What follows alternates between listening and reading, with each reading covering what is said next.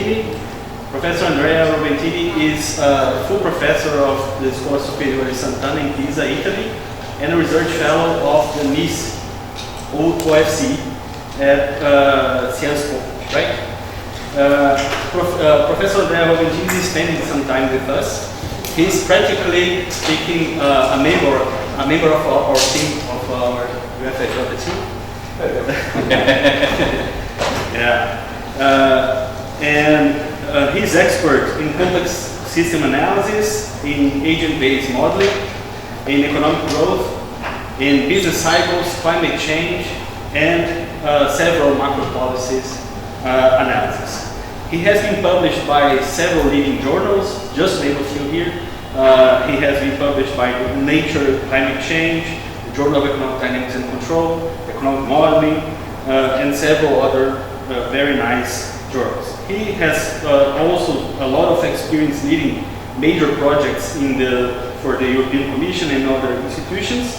And today we are going to have a presentation about the climate change branch of his research, namely that breaking the trade-off, macroeconomic policies for rapid decarbonization and sustainable growth. Andrea, you can have like 40-50 minutes, and then we go to questions and answers. Okay?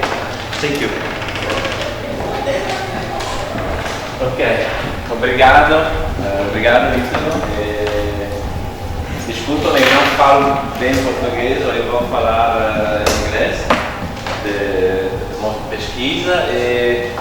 Here, and what I would like to talk today.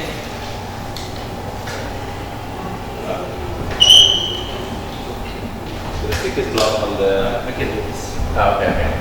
What I would like to talk to today is about agent-based model, which is basically where, as Instituto mentioned, is where I do mainly my research, and link agent-based model to climate change and the possible climate change policy. Okay. So now it should work.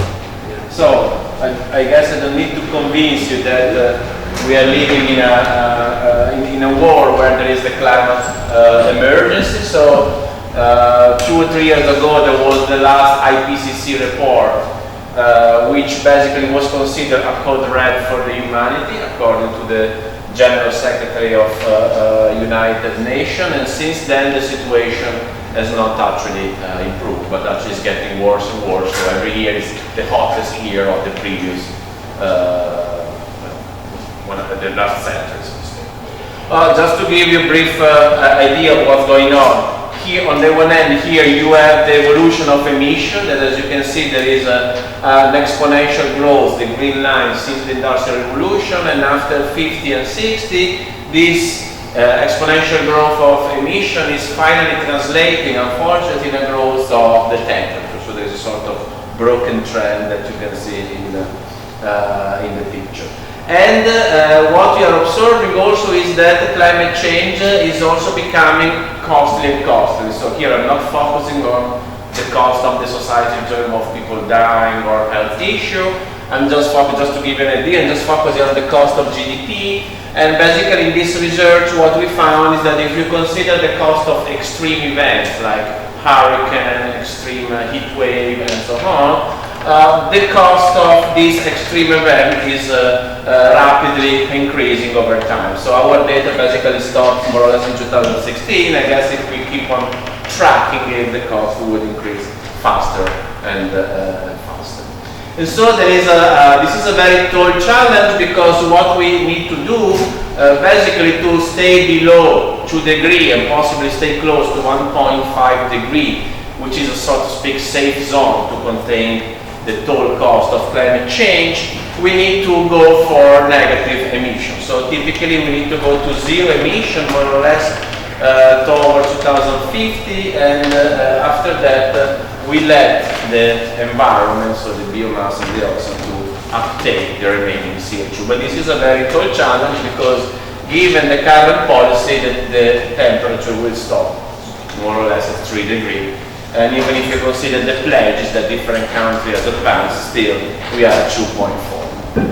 The problem is even worse if you consider the theoretical part, and in particular if you consider the status of at least mainstream economics, because I took this picture from the Nobel speech of Nordhaus. You know, Nordhaus won the Nobel Prize for climate change.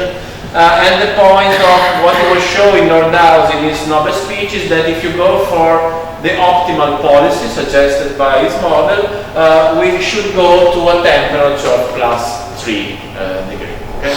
So if you think about it, there is something wrong here, because the scientific community is suggesting to go to 2 degrees, and the neoclassical economists with their model basically suggest that the optimal policy, they will maximize the welfare, goes for +3 degrees. So you can decide on which side you want to be. I try to side with the scientific community, so to speak, not with Nordhaus.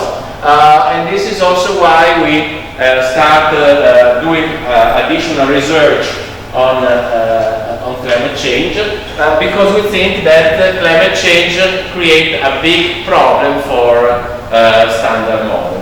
Why? Well, because in a nutshell, this type of model typically underestimate the huge cost of climate change, because these models are not well suited to account for extreme events, low probability extreme events. And on the other hand, as these models are not taken into account in a satisfactory way innovation and structural change, they underestimate the benefits of decarbonizing the economic system. So what we have been working in Pisa is to have a new generation of integrated assessment model, that is model which put together economic dynamics and climate dynamics from an evolutionary complex system perspective. Because we think that this type of model can better account for some features which are very important to understand climate change, such as strong uncertainty, tipping point, the existence of this extreme risk, better account for innovation structural change, taking into account the fact that we live in a world of path dependency and there are possibly lock-in, there is pervasive market failure, actually market failure everywhere, and this also allows to take into account distributional problem. So what we try to convince you today is that you change your pair of glasses, so to speak, or you use the right model. There is no longer a trade-off between economics or the economy dynamic, economic growth, and the climate change, but you can also end up in a framework where decarbonization policy, the decarbonized economic system, can be growth enhancing. So our work tried to provide a positive example to this point raised by Nick Stern and Joe Stiglitz about that the only long-run growth story is a green growth story. Okay, so in order to do that, I will show you, we'll discuss this model that we have developed, which is called the Dystopian Schumpeter meeting K model, DSK, where is the first integrated assessment agent-based model, where you will see in a minute you get both the economic part and the climate change dynamics. And this model can be used as a policy laboratory. So once you have validated, you can use to test the impact of different type of policy at different horizons. That is in the short term, in the long run. And it is a model which naturally brings the emergence of Easter eggs, both the negative one, the one due to climate change, but also the possible positive one which can result from different types of policy.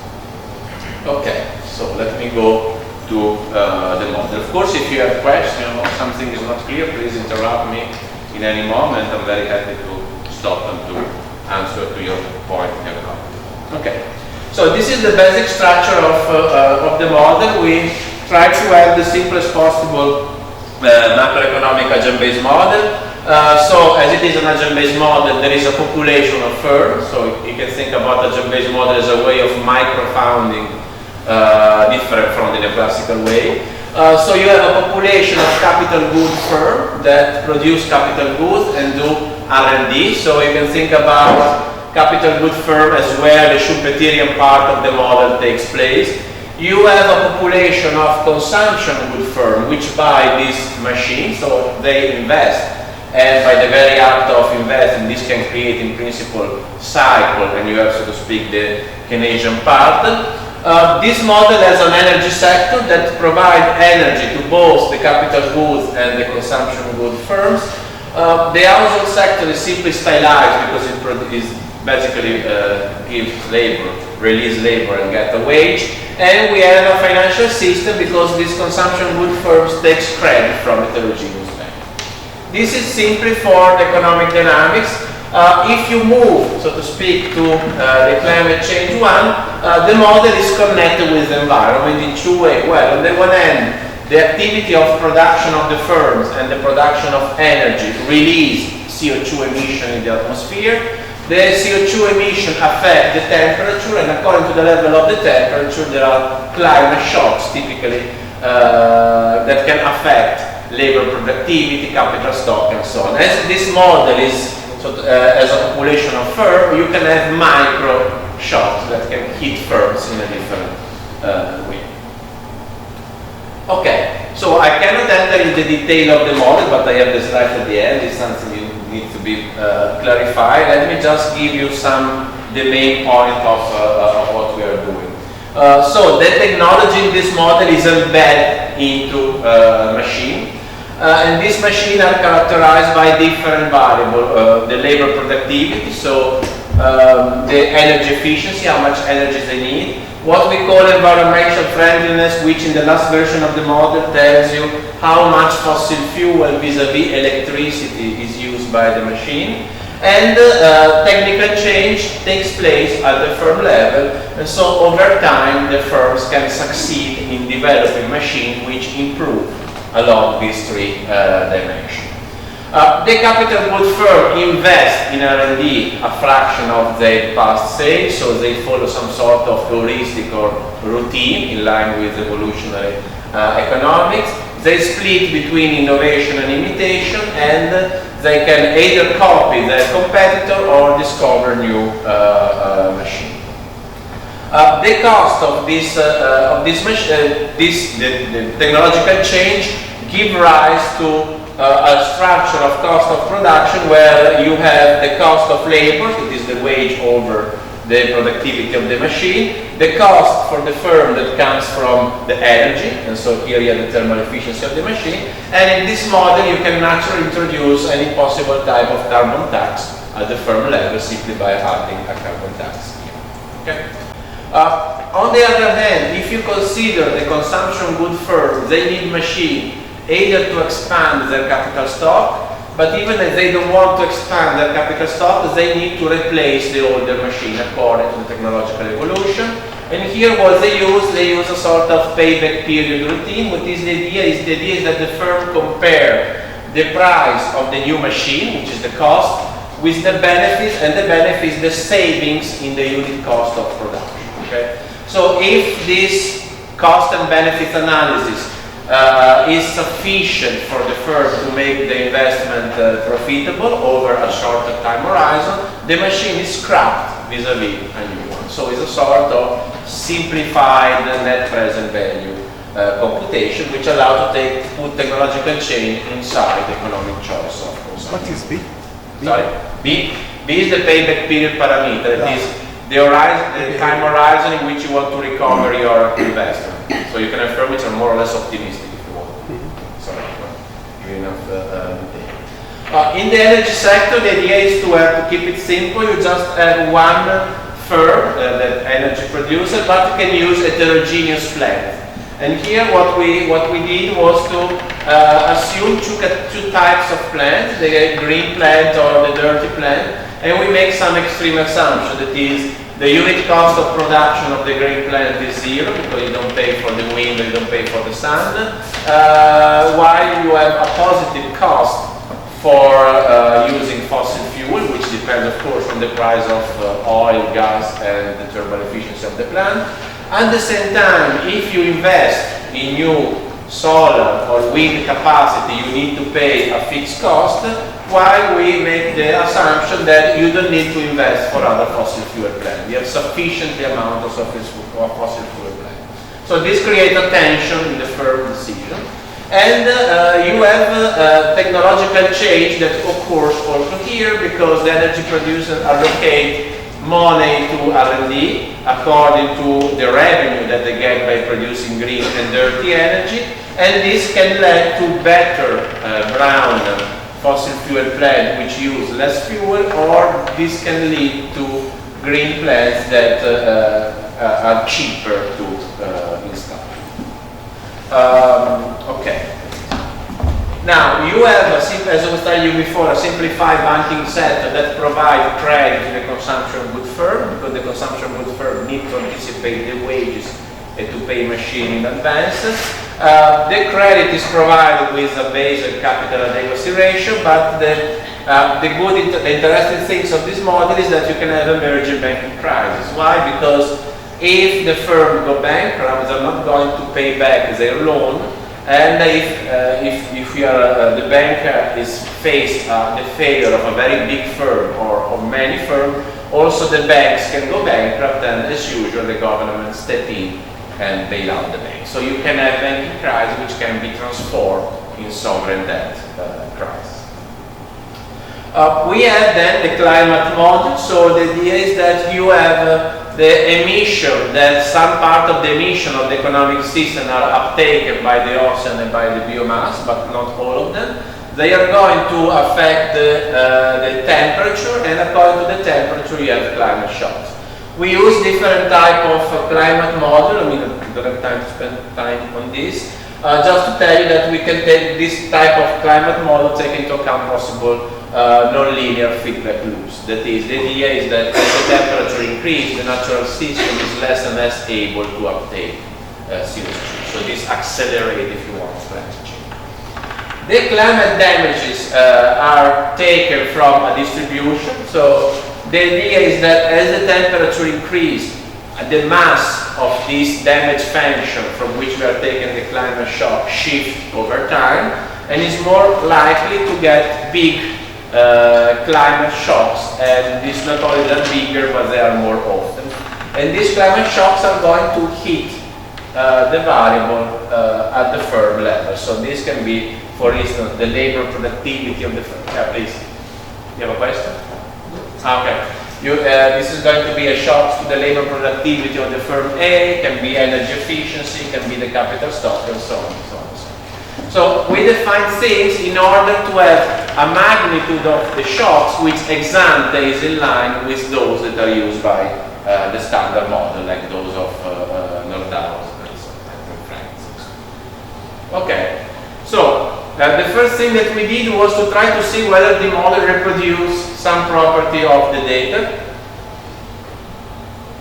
You can see that in a general run, the model is able to deliver endogenous growth and endogenous business cycle, and as output is growing over time, also the level of emission is growing over time. If there are no climate shocks, so temperature is increasing but there are not these shocks, you can see that there is an evolution of the temperature which is different over time, because it depends on the evolution of different technological trajectories, because there is technological change. But on average, if you consider the temperature distribution, this temperature distribution shifts to the right over time. So in the business as usual, the model stops with a temperature of 4.5 degrees, more or less. You can collect all the variables of interest, and you take, of course, Monte Carlo average, median, whatever. And this model is not only provide evidence for the phenomena that we study as macroeconomists, like growth, unemployment, and so on, but the integrated assessment part allows to compute the final temperature, the share of green energy, and so on, so on, so on. And the energy demand. Yeah, please. You say that the share of emissions from the new sector is around 2/3. The older emissions are coming from consumption. No, the model is one of the shortcomings of the model that you don't take into account the emission of consumption. So basically it takes into account the emission that comes from the energy sector and the manufacturing sector, okay. Which I guess normally is more 50-60%. It can be energy emission from the manufacturing sector. Yes. It's not within the second. You have both. You have both. But what is missing is land use. Land use and buildings and transportation as well. because I mean you should model this sector. I was just making a confusion because when we say usually energy in IPCC, we also refer to the manufacturing energy emissions, but in this case specifically the energy sector emissions. Yeah. Manufacturing also.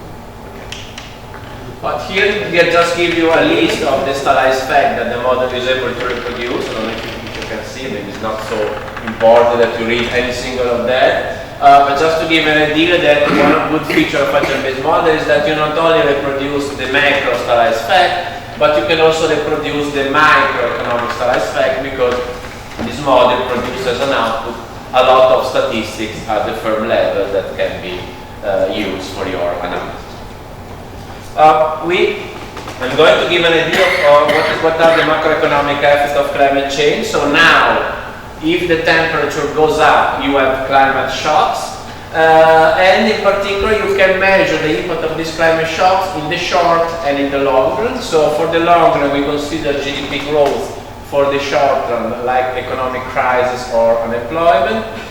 You can see that when there are productivity shocks, or reduce the level of productivity, example heat wave, whatever, these shocks are very bad both in the short term because the GDP growth rate considerably fall, but also in the short run because the unemployment rate goes up. You can consider that the impact of these shocks are heterogeneous, because if the energy efficiency shock is not so bad vis-a-vis the productivity shocks, but I will try to convince you later that the energy efficiency shocks actually is bad in another way. So the take-home message here is that different shocks have different negative effects. And of course you can use different shocks together. A result that you get in this model is the emergence of the tipping point. So in the climate change literature there is this idea of tipping point, which can also affect the economic dynamic. Typical example of tipping point is Amazonian forest, so you know much better than me. What I'm showing here is that if there are no climate shocks, the GDP growth rate distribution don't change in the different 25-year period. If you have climate change shock, you can see that this distribution moves faster and faster to the left, so growth is basically becoming accelerated, the growth is accelerated if you want, and the distribution is becoming faster. So there is an emergence of tipping point and hysteresis. Another way of looking at it is consider different type of shocks, like no shocks, labor productivity, energy efficiency, and so on. Again, you split the simulation period in 4 sub-periods of 25 years, and you can see that in the very beginning, in the first 25 years, there is not so much negative impact of climate change, but then as the temperature increases and the shocks become bigger and bigger, this is going to severely affect the economic system, and again, there is heterogeneity of the impact of these shocks. Another result that we got in another paper is that if you add the financial sector is going to magnify the cost of climate change. Why is that so? Well, because as there is climate change and there are possible climate shocks that hit the firm, more and more firms go bankrupt, and as the firm go bankrupt, the bank go bankrupt too, and this creates a problem also for the government. So here I give you some statistic which take into account the financial dimension, like insolvency, public bailout, and so on. Just to give you an idea, of course, the numbers shouldn't be taken literally, but just give you an idea of the trend. With climate change, the number of bank bailout increase over time with climate shocks, and these bailouts are more and more expensive. This leads to an increase of public debt of the GDP. And another thing that you can do with this model is that I can simulate the model sterilizing the impact of the financial sector, or I can run the model taking into account the possible feedback from the financial sector, and you can see that with no financial distress, that is the gray box plot, the situation is much better than when you have a financial sector, which in this model is represented by this. Then let's talk about the possible pathway that are generated by the model. This is a model that naturally led to path dependency and possible lock-in. Why? Because if you simulate the model and there is no policy intervention, you can have a situation where the share of green energy goes to zero, or the share of green energy prevail in the wrong, in the same case where there is a growing energy demand. What you can see is that in most of the cases, that is in this Monte Carlo simulation, in almost 80% of the cases the model goes into a carbon intensive lock-in, that is the economy does not decarbonize. Here you can see that the macroeconomic statistics are okay because we are not taking into account the climate shock, just to give you an idea of this possible past dependence. When you have climate shocks, well, the problem is that some climate shocks makes the transition more complicated. In particular, if you remember before I was telling you that this energy efficiency shock is not so bad for GDP, but this energy efficiency shock is extremely harmful for decarbonizing the economic system. Why? Because the idea is that if you need more and more energy because there is energy efficiency shock, you need to keep on using fossil fuel plants, and you are never able to kick them out from the economic system, and this slow down, so to speak, the transition. While on the contrary, labor productivity destroys the economy, if you want, the labor productivity shocks, but you need less energy, so you use more, if you want, the renewable power plant. Okay, now let me go to the last topic I'd like to discuss. That is the climate change policy for the sustainable growth. And the idea is to try to test different ensemble of policy which can lead to, which in principle we would like to get to two results. First, we try to have a serious model in the sense that we want to stay below 2 degrees, so to be in line with the IPCC, the scientific community, so we don't want to be like Nordhaus. At the same time, we don't want to destroy the economic system, so we want to have a smooth transition, so we don't want to have crisis or deep recession and so on and so on. And we test different type of policies. So given the obsession that most of the economy has with carbon taxes, we try different type of carbon taxes. We have a cost on carbon tax which is sufficiently higher to get this transition by 2100. We have a much higher carbon tax which allow to achieve not only the transition but to stay below 2 degrees by the end of the simulation. We take on board the best policy for Nordhaus or the NICE model, that is an increasing carbon tax over time. And we take into account the fact that the money that you can collect with this carbon tax can be given back to the household of the firm. We consider then what we call industrial policy, or loose sense if you want. We consider subsidy to the green energy plant construction and subsidy for green R&D. Another thing we consider are regulation, in particular tight command and control regulation. These are the regulation that works on quantity, if you want, instead of prices. We consider mandatory electrification of production. So after 20 years, more or less, all the production is to use electricity. We cannot use fossil fuel.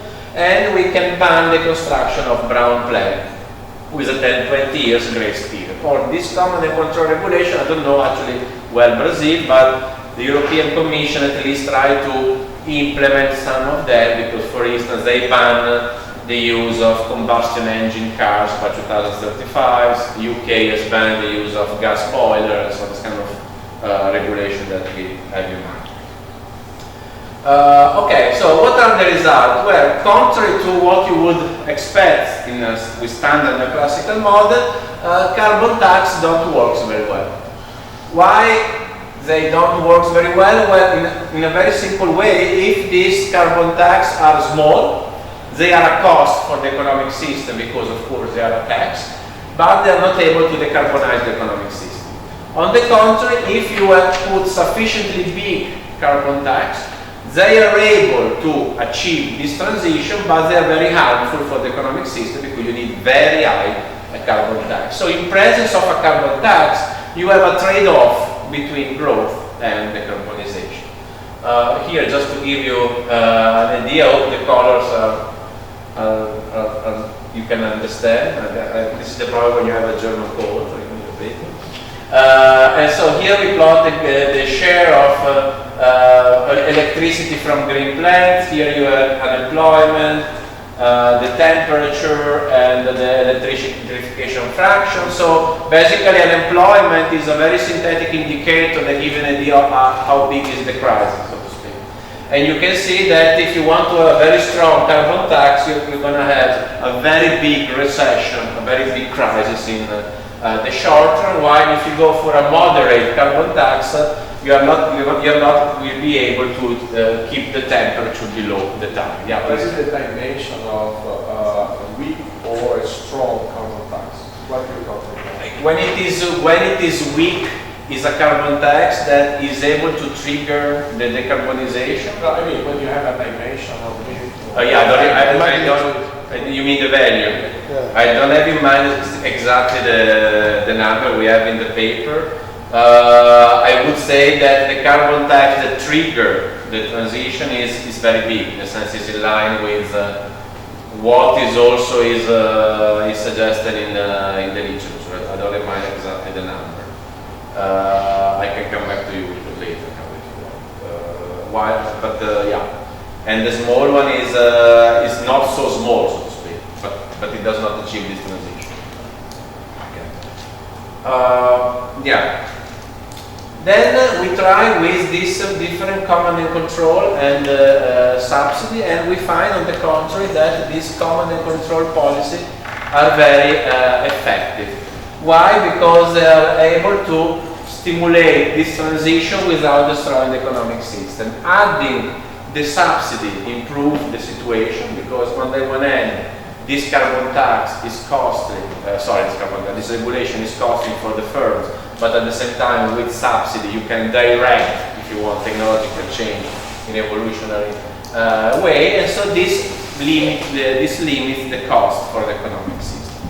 A possible problem that you have with these packages, that there is an increase of the budget cost because of the subsidy.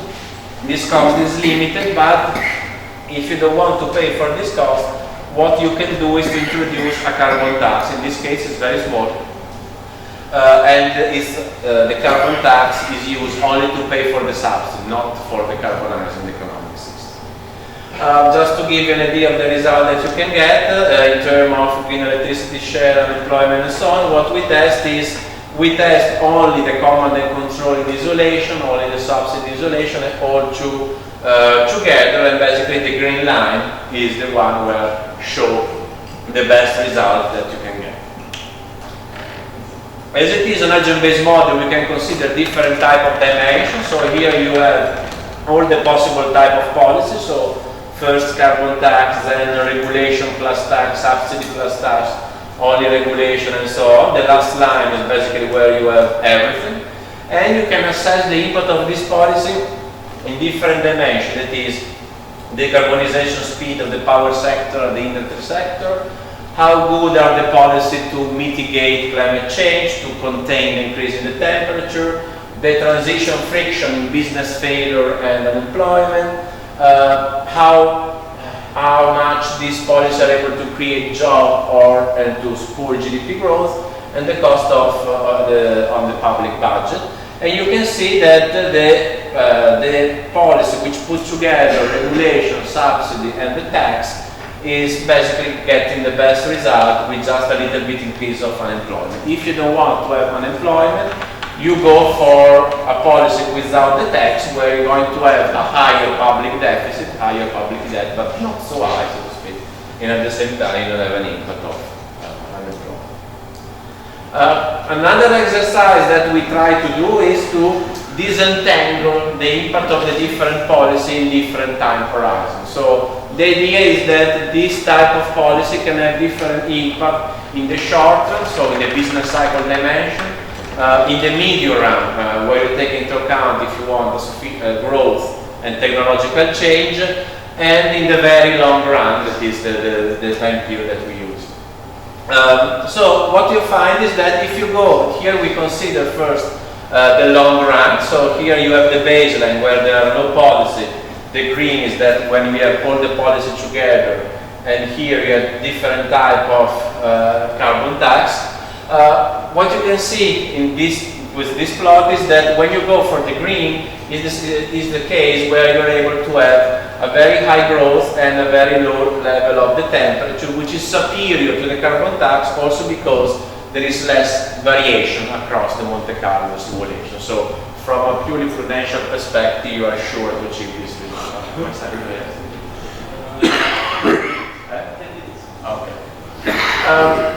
The other exercise that we consider is the medium run. That is, we consider the impact of policy at different horizons. That is, when the share of green energy is between 0 and 10% in the transition phase, and where at the end, more or less, almost all economy is electrified. So we find that in this medium run, you have the highest surge of use of renewable energy. Why? Because with the command and control and the subsidy are able to redirect technological change towards renewable. This is the carbon tax, on the contrary, creates some problem according to whether you use an increasing carbon tax, a stable carbon tax, and so on. And the other exercise that we did was to consider the short-run dimension. The idea is the following. Imagine that the economy is in a recession. So we consider the time step where the economy is in a recession and consider different type of policy. What is the trajectory of the economy during the recession if you go for a carbon tax vis-a-vis industrial regulation of carbon pricing? What we find is that if you have this regulation, industrial policies, they are very good policy mix, because on the one hand they are good to exit from a recession because they sustain, if you want, investment, so there is a very strong Canadian challenge, but at the same time they are redirecting the technological change towards the green one. So in a way this policy transforms the recession a sort of opportunity to decarbonize the economic system. As you can imagine, increasing taxes during a recession is never good for exit from the recession. If you have mild carbon taxes, can stimulate a little bit replacement investment, but it's not sufficient to redirect the economic system. So to some extent, this analysis at different horizons allow to exploit the different channels which are built within this model. That is, you can have in the short term this short-term Canadian effect that we were discussing before. On the medium run, you have all the Schumpeterian, if you want, creative destruction channel, according to which the policy are able to decarbonize the economic system and increase the growth capability. And you also have a long-run dimension that is avoiding to the occurrence of climate and catastrophic event. And so basically the take-home message of this model is that if you have appropriate Canadian and Schumpeterian policy, you don't have any longer a trade-off between decarbonization of growth, but you can achieve two complementary objectives, that is decarbonization of the economic system, the stay below 2 degrees, plus economic growth. So let me skip this. Last set of exercise that we do, I will just brief here. We also test, as you have banks, we test different macroprudential regulation, and the idea is, are these financial policies sufficient to trigger the decarbonization? Which of them works better? We try different one. One is carbon risk adjustment. That is, the idea is that firms that are more using fossil fuel are penalized more. We use green credit easing, where the government backs the loan to the firms, and we have a green Basel framework where you don't consider in the computation of the Basel capital adequacy requirement the loan to the green firm. What we find in a nutshell is that none of these firms works well in isolation. As typically you find a algebraic model, you find a non-additivity, so you need the three policies at the same time to work well, because in a way they compensate to each other. And the other result that we got is that they are not enough, they are not sufficient for this mitigation to happen. So you need all the other policies we were discussing before, in particular regulation and subsidy.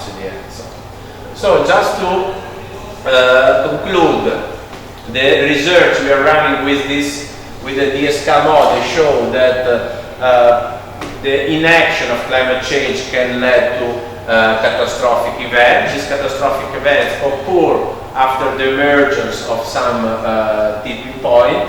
But the good news is that if you have the right policy package, you can achieve at the same time growth while decarbonizing the economic system. The right policy package does not really contemplate carbon taxes. What you need is if you want, old-fashioned regulation and industrial policy that works through these three effect over three horizons. And so in this way, you can break this trade-off and you can have a long-run growth story that is a green growth story. So just to conclude, I think it was appropriate to usually I present this work of Bansky that is in Canal, the kind of impact of climate change, don't believe climate change, and I found recently this, which you know better than me of course, where they superimposed the flood in Porto Alegre on the city of New York, just to give an idea of the magnitude of what is going to happen if we don't act swiftly now, decarbonizing our